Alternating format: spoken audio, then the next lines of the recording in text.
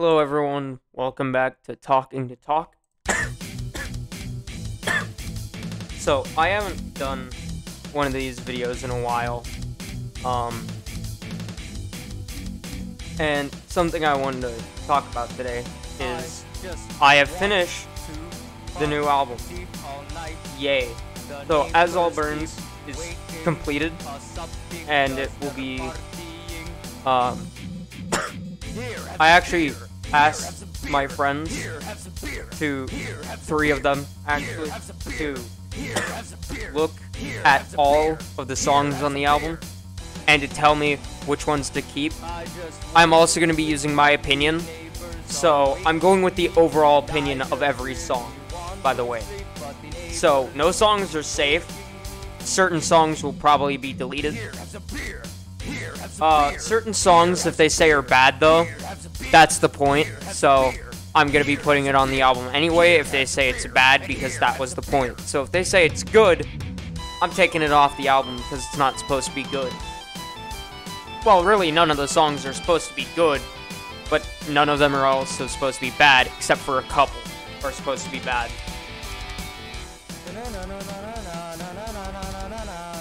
Like the one you're hearing, it's supposed to be bad on purpose. So if they're like, oh, that's terrible, why would you ever put that on an album? That was the point. Good job, you've reached it. Would you like a cookie? Anyway, the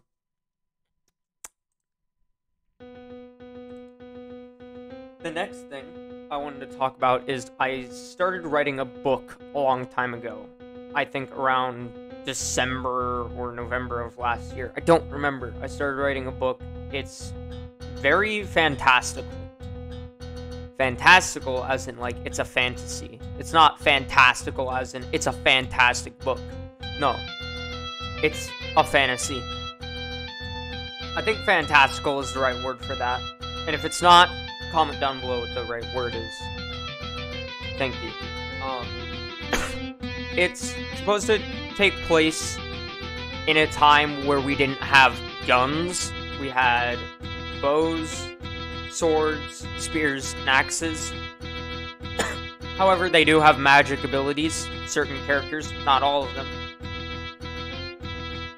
So, there's that. And there's one character in the book that actually doesn't have a weapon at all and just uses their bare hands and has no magical ability whatsoever, which is an interesting concept for this type of fantasy. You know, you don't see that, I don't think, ever. I don't think there's a single book where that's an actual thing. But anyway, I want to mention that I also have made a character sheet for the characters' names and stuff like that. I will be making songs for the book, so it's more to amplify the actual experience itself of reading the book. Every song is named after every chapter in the book. I have literally all the chapters written out. I've written all the chapters. And yeah. Every song is named after a chapter, except for songs specifically made for certain enemies or whatever, which those are put at the end of the book. Or at the, not end of the book, but at the bottom of the album for the songs.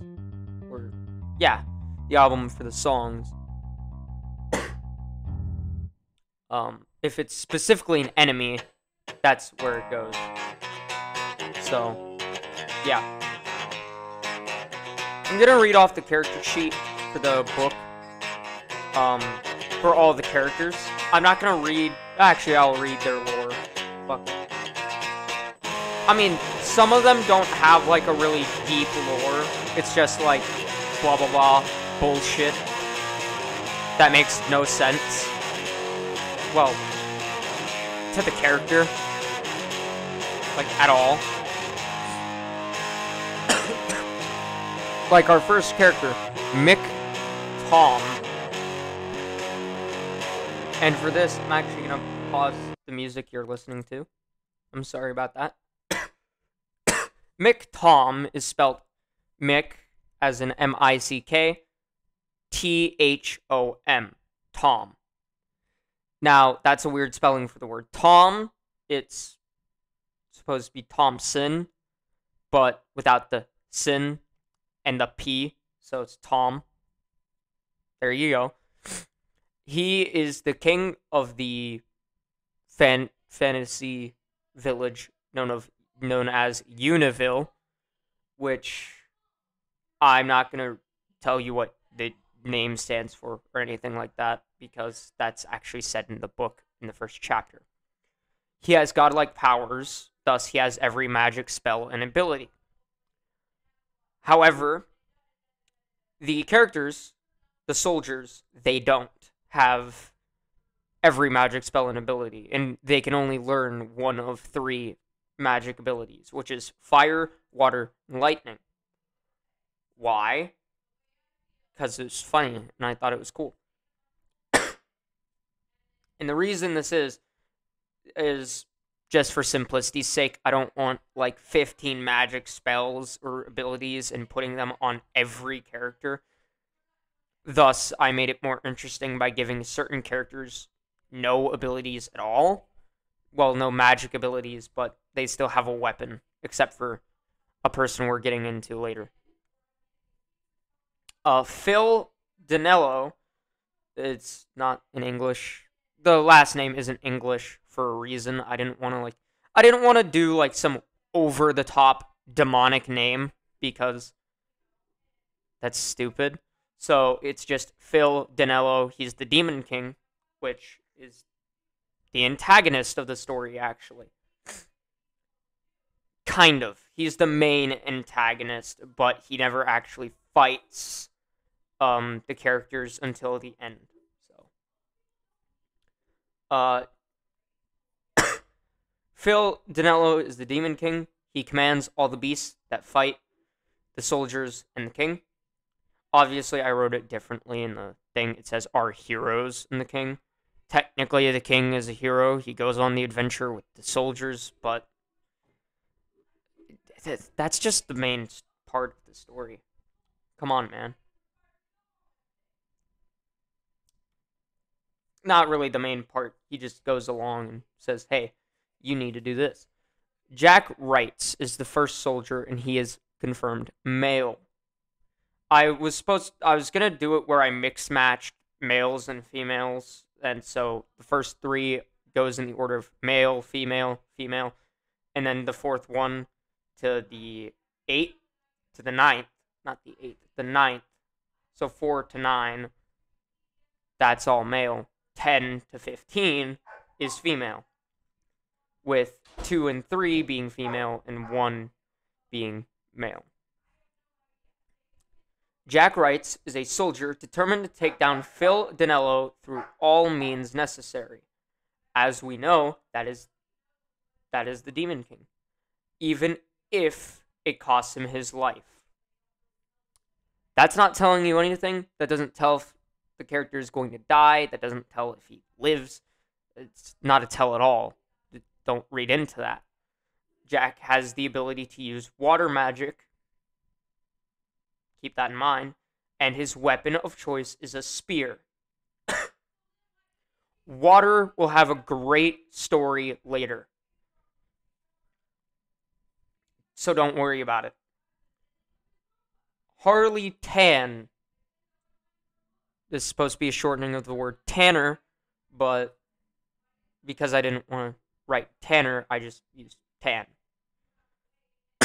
They all start off the same, by the way, just the name changes. So Harley Tan is a soldier. She was drafted into Mick Tom's military to defeat the evil and devilish Phil Dinello. He's the Demon King after all. Harley has the ability to electrocute her foes with electric magic, and her weapon of choice is a bow. Keep that in mind as well. Specifically, the bow, not the electric magic. Yes, electric magic has story to it. There's a reason behind it, but there's a reason I want you to hold on to the bow instead of the electric magic. Polly, Lonnie, which actually, this this is a fun fact. It's supposed to be named Polly Molly, but you'll see later why I didn't want to do Polly Molly. So Polly Lonnie, still rhymes with Molly, kinda, is a soldier. She almost ended her own life as a small child due to horrible living conditions, but she was stopped by her family members. Later, she joined McTom's military to help stop Phil Danello, whom she blames for her actions prior. That is something to hold on to as well. Kind of. Don't, read too much into the lore. It's supposed to build a character for a reason. It's not being dark for the sake of being dark. It's actually completely different. Polly, at a young age, harnessed fire magic and almost burnt her house down, and decided to mainly use her weapon of choice, her axe she named Judy. This is the only time where a weapon is actually named after something, or, well, it's named, period. You will find out why the axe is named Judy later. Petil Miller. This is the fourth soldier, and he is male. Petil Miller is a soldier. He told his family he was born for the military. His family disowned him for these thoughts because they thought the military was wrong. They were wrong to think he'd die. Or were they? That's not a tell. That's not. It's supposed to... It's just contradicting it to contradict it. Like, they were wrong to think he'd die, or were they? It's a contradiction. That's all it is. That doesn't tell if he will live. That doesn't tell if he will die. Petil learned to use water magic like Jack did. His signature weapon is a spear as well, which Jack's signature is also a spear. So, remember that. Bennett Thompson. This is why I wanted to use McTom instead of Thompson, because Bennett Thompson exists in the series. Bennett Thompson is a soldier who is mistaken by his peers. Although he isn't like the other men, except for his friend Lane Stason, he never wanted to join the military. Bennett never learned any magic ability, but can use bows to his advantage. That is something you want to keep in mind as well. He never learned a magic ability, but can use bows to his advantage. What does that mean? You'll have to find out when I actually make a document that you can't edit for the book, which I'm actually going to be copying and pasting to another document. So there's going to be two versions of the book. One that I will read to everyone on the channel, and then the one that you, as the viewer, will actually receive. The one I will be reading to the channel is completely unedited. However, the one that I will be making public will be edited to take out certain dark things and leave in other dark things. Just so it's not too overly dark or too sunshine, happy rainbows. So remember that. Flint. That is his full name, is Flint. Flint is a soldier. He was born in the Flint family, as his first and last name are the same. I read that in the wrong order. It's actually as his last and first name are the same. He was never given a name, and he was disowned by his family for being born autistic. He was also left-handed. He joined the military and fights with his flaming sword. Flint has learned fire magic, and he combines it with his sword. That's literally the ending line. Yeah. Which he wields left-handed, and he is the only left-handed character. And he is also the only autistic character.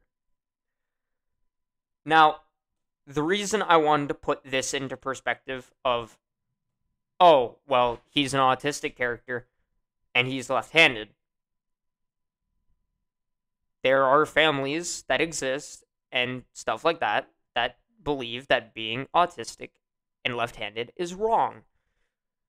So, that's where he gets this. Now, you may know of a certain person that exists in this universe, ours, that has a similar name to this character that I only realized until, like, today. Dave Growl.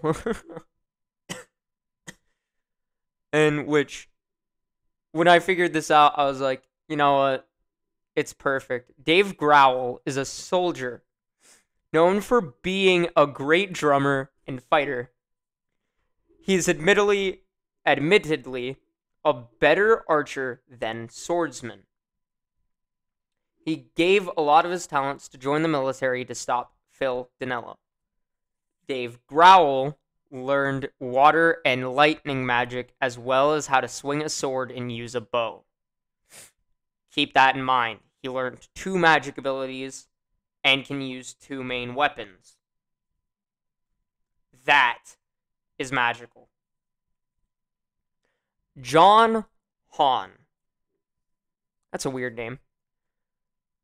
Nor is the last name English. Like a lot of these, the last name is usually not English. Actually, some of them actually are, clearly. But this name isn't English. It's not English. Hahn is not an English last name. Or American, for that matter. John Hahn is a soldier. He was orphaned after his parents both died in a horse accident. He told his teachers he wanted to join the military. At the young age of 15, he set out to help defeat Phil Dinello. John hated learning fire magic, so he learned lightning magic and he uses an axe.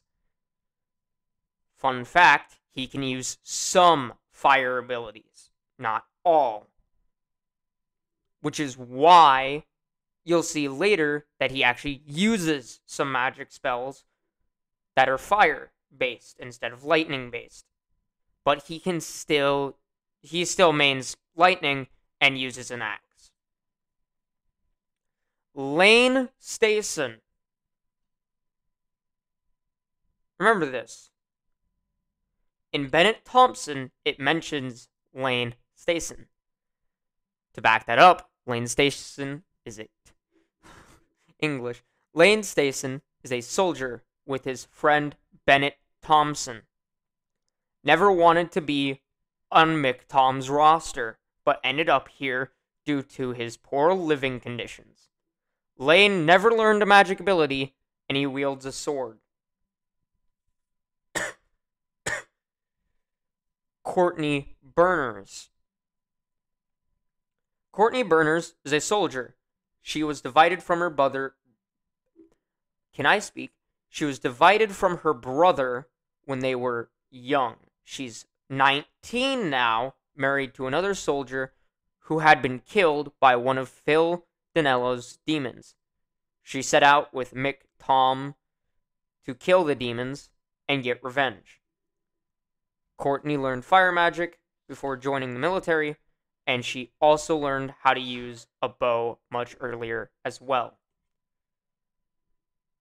Keep in mind, it says she's 19 now.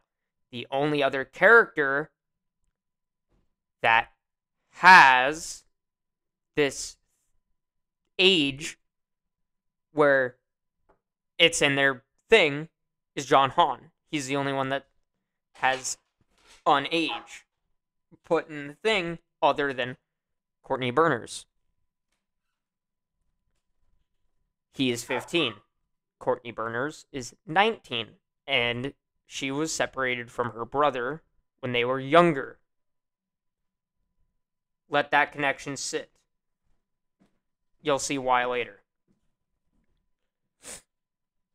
Amy Law. Amy Law is a soldier.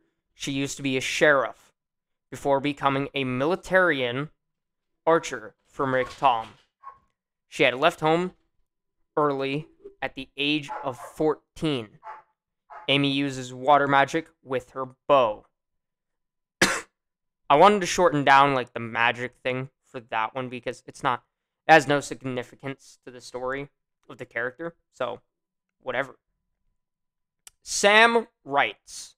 Remember, this is a female character because it is now on soldier number 12. Sam writes is a soldier. She happens to be Jack's younger sister. He'd do anything to protect her, and she'd do anything to make sure he doesn't die either. Sam never learned a magic ability, and I accidentally typed her weapon of choice is an axe with a sword. So she dual wields an axe and a sword. Woo. So here's why I didn't want to do Polly Molly earlier on soldier number 3, because soldier number 13 is Molly Jolene. Actually, it's not even Jolene, it's Jolene, because it's supposed to be Jolly. No, it's Jolly Ann. I'm smart. It's Jolly Ann. Remember that. It's spelled like Jolene, but it's Jolly Ann. Because I wanted to do Molly Jolly, but I didn't at the same time. Because that rhymes with Polly, Lonnie, Molly, Jolly. So it's Molly Jolene. Jolly Ann. Jesus Christ. I'm going to call her Jolene a lot when reading the book. And you're going to laugh at me. It's Molly Jolly Ann. Molly Jolly Ann is a soldier who was always quiet to everyone in the division to take down Phil Donello. Everyone fears she's the weakest, even though she's proven to McTom to be one of the best. Better than Dave Growl at drumming, he told her. Molly learned lightning magic and combines it with her axe sometimes. Remember that. The next soldier, an actual character with some sort of backstory, is Jennifer Sneakers. Jennifer Sneakers is a soldier who looks like McTom's wife, according to McTom himself. He fears she'll die in the same way his wife did.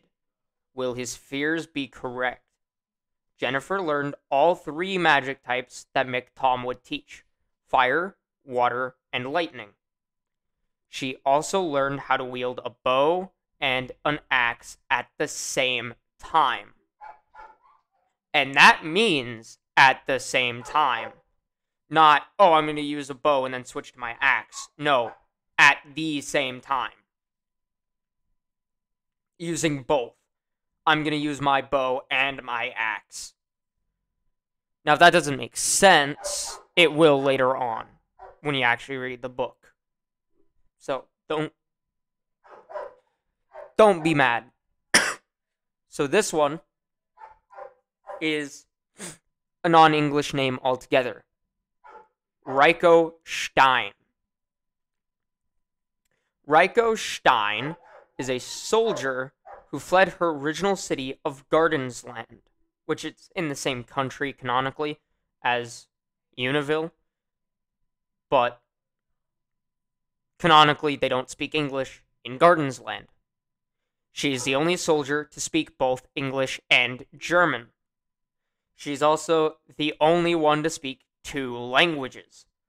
Ryko learned no magic and fights with her bare hands, since she learned karate at a young age.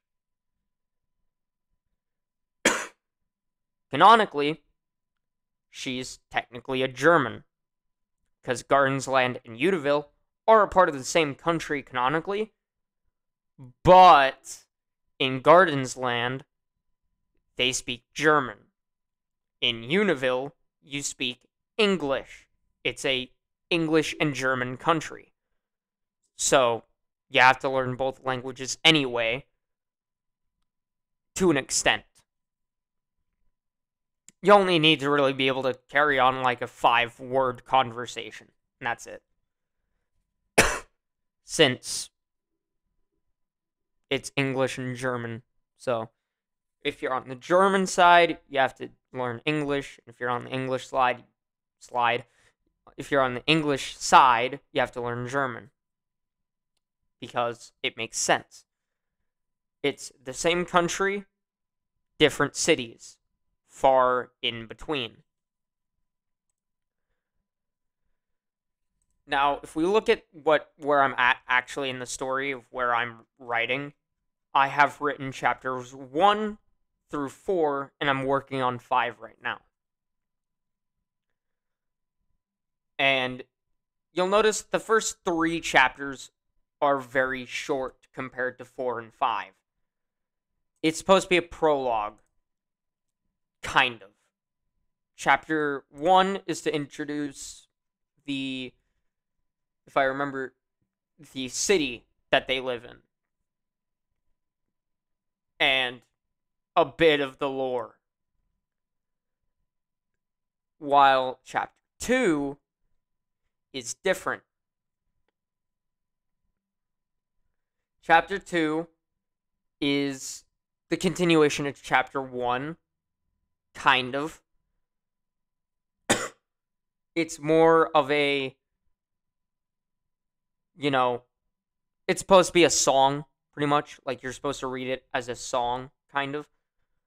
But in a way, not at the same time. I'm trying not to, spoil the story. First chapter, introduction to the village that they live in. Technically, city. It's called a village. And then the second chapter, more easily, is why they go on the adventure in the first place. Chapter 3 is basically, it's talking about the Demon King, kind of. That's what it is, I think. And how they're actually going to take down the Demon King. Chapter 4 is actually the first technical real chapter that isn't a prologue chapter, which is story driven. Actually, I think this is the first chapter where a character that isn't a narrator is speaking.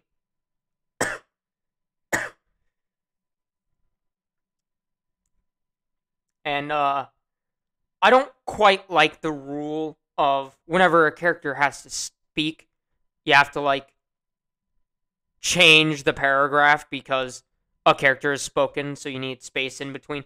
I don't like that. I actually really hate that. So I don't follow that rule all the time. There are times where I do. There are times where I'm like, fuck it, entire paragraph of talking. I just found one.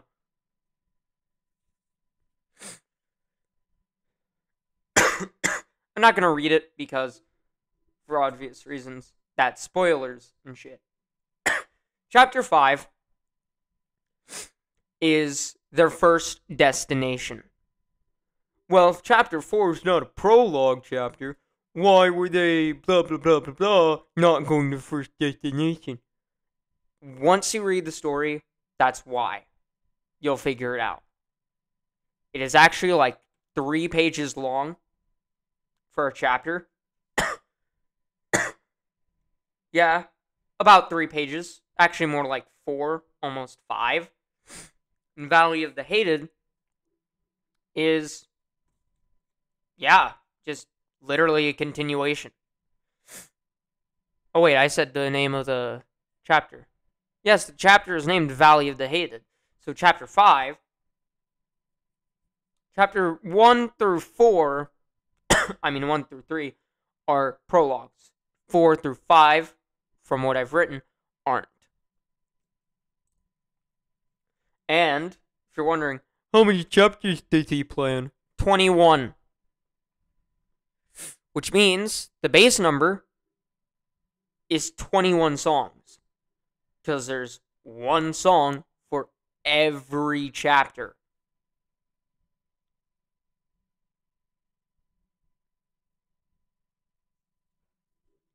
So, yeah.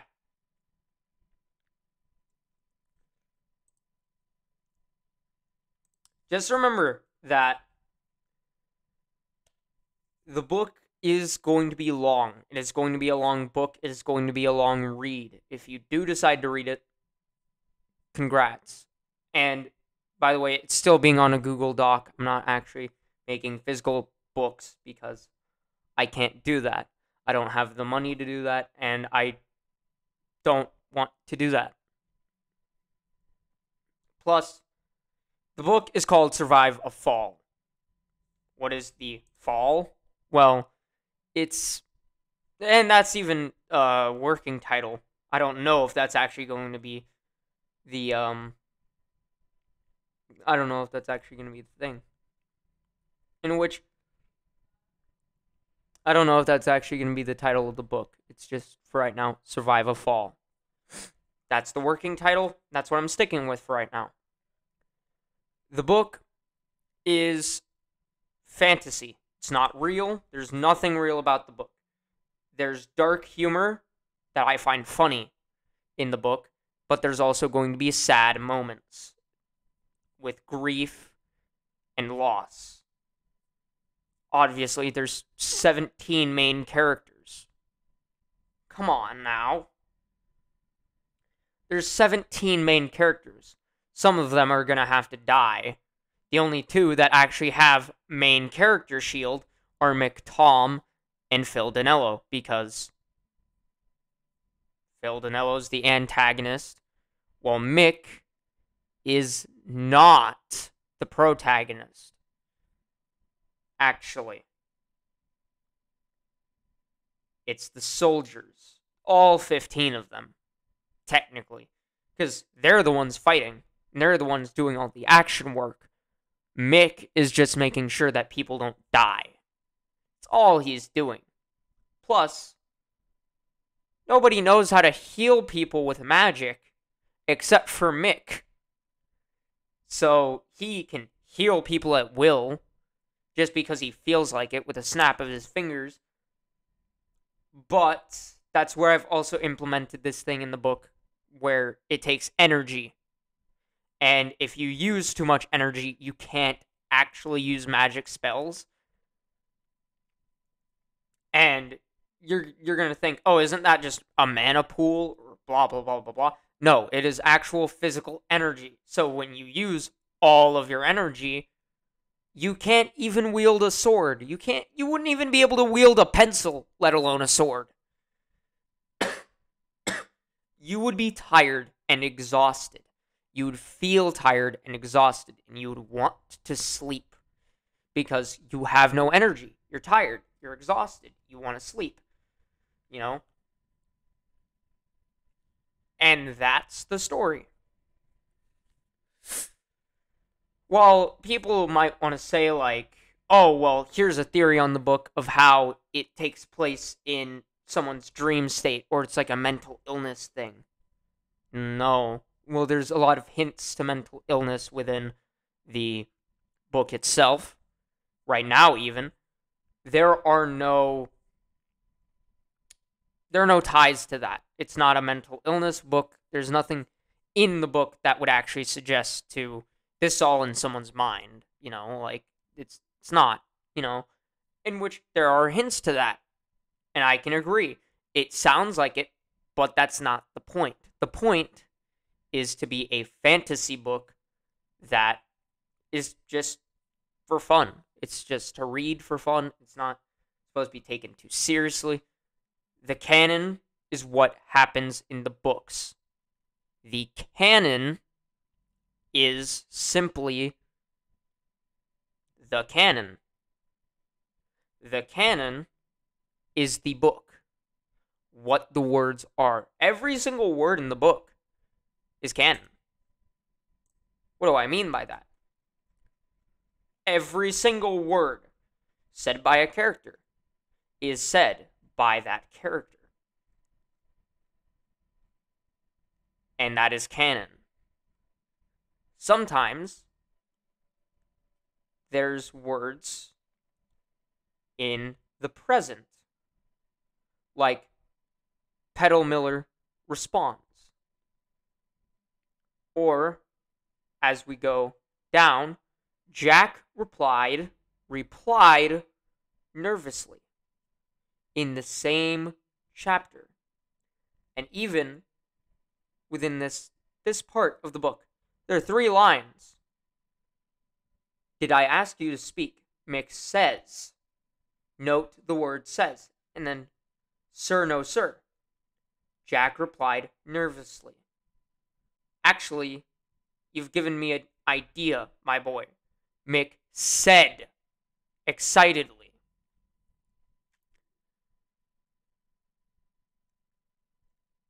Notice how, in just 3 lines, the perspective of time has shifted.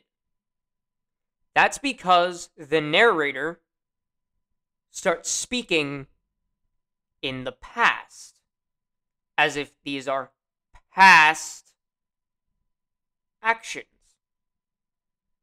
However, the book takes place in the present, even with these lines and these writings as replied and said. It is still the present.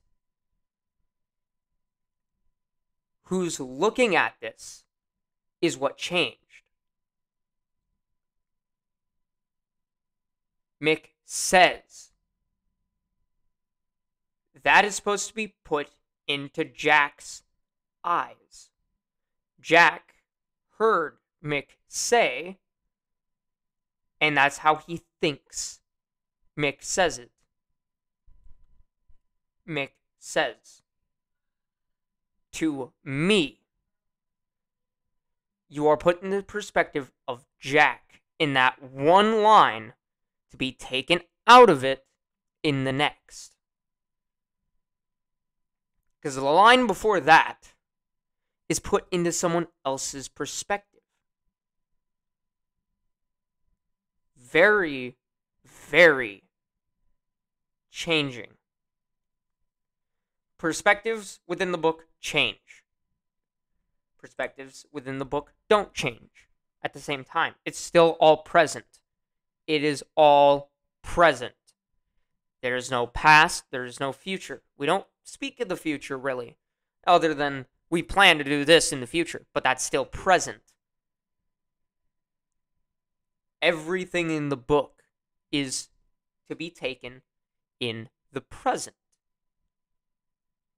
What about the past? Well, what's in the past is the book itself. You see, it's a paradox loop, kind of. The book is in the past if you are reading chapter 3. Chapter 1 and 2 are in the past because that has already occurred. Kind of. Chapter 1 introduces us to the book. Introduces us to the characters. Not the characters. Chapter 4 does that. Kind of. Chapter 1 introduces the village. Chapter 2 introduces why they went on the journey. I had to think about that. Chapter 3 introduces Phil Dinello, the Demon King, obviously. Chapter 4 introduces the rest of the characters. Mick was already introduced in Chapter 1. The heroes, soldiers, were introduced here.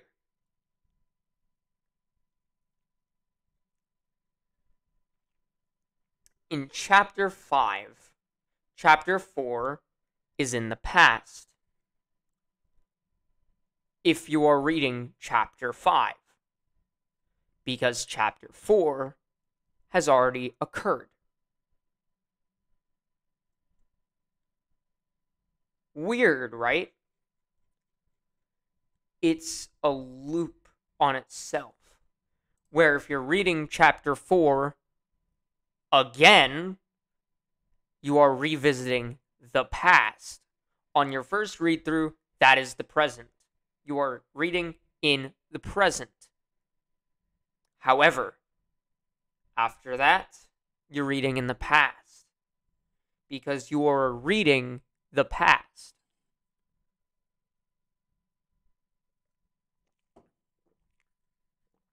But if you skip a chapter, say you skip chapter 4 and go to chapter 5, you are reading the future. That sounds really weird and canonically incorrect. Chronologically, not canonically. Chronologically, that sounds incorrect. But it is correct canonically. That's what I was trying to say. So don't make weird, crazy theories like, oh no, it all takes place in the past, or no, it all takes place in the future. Because it doesn't.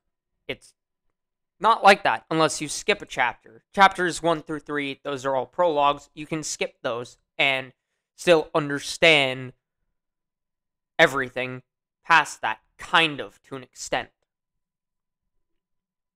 You wouldn't really understand why they're going on the journey if you didn't read chapter 2 or the last couple of paragraphs from chapter 1. I think the last 2.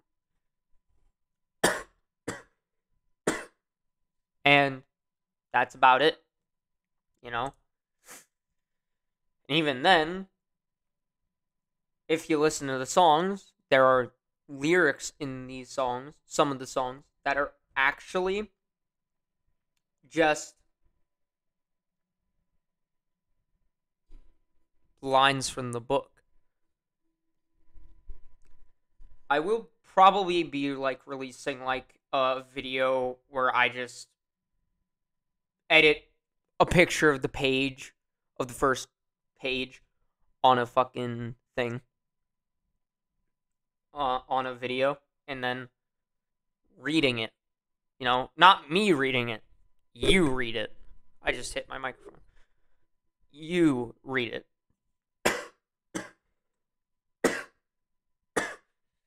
Now, I've been talking a lot about the book. And this video is 42 minutes long. So, in the next Talking to Talk, I will be talking about other things, not the book. So, haha, get owned, nerd. Anyway, hope you guys enjoyed, and I'll see you next time. Bye!